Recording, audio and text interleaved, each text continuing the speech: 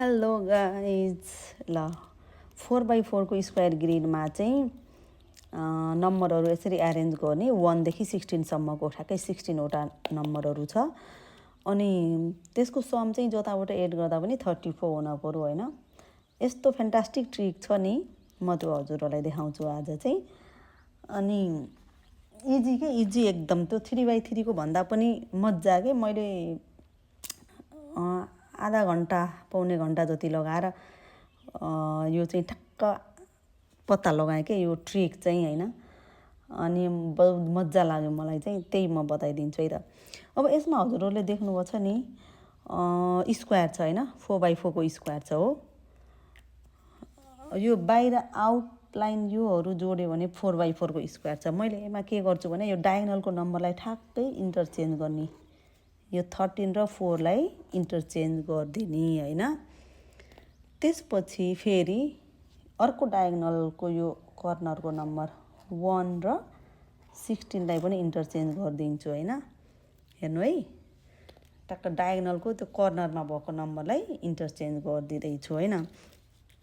त्यसपछि आएर बिचमा यो जुन सानो स्क्वायर छ 2x2, यसको पनि डायगोनललाई इन्टरचेन्ज गरिदिँदैछु।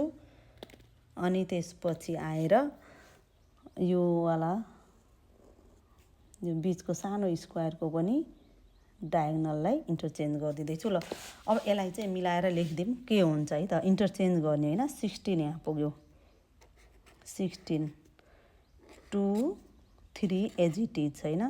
13 त्यहाँ पुग्यो, 13। त्यसपछि यहाँ 5 आफ्नै ठाउँमा छ। 6 र 11 लाई इन्टरचेन्ज गर्ने हो हैन, 11। 7 र 10 लाई इन्टरचेन्ज गरिदिने हैन, 10 8। अब यहाँ के भयो त, 9। अब यहाँ 10 हो, 7 हो नि त हैन। 10 त यता गयो, 7 11 र 6 इन्टरचेन्ज भयो, यहाँ 6 आउँछ अहिले, 6 12 एज इट इज भइहाल्यो। 13 र 4 इन्टरचेन्ज गर्ने भनेपछि 13 यहाँ गइसकेको छ। अब 4 यहाँ आयो, 14 15 एज इट इज नै हो।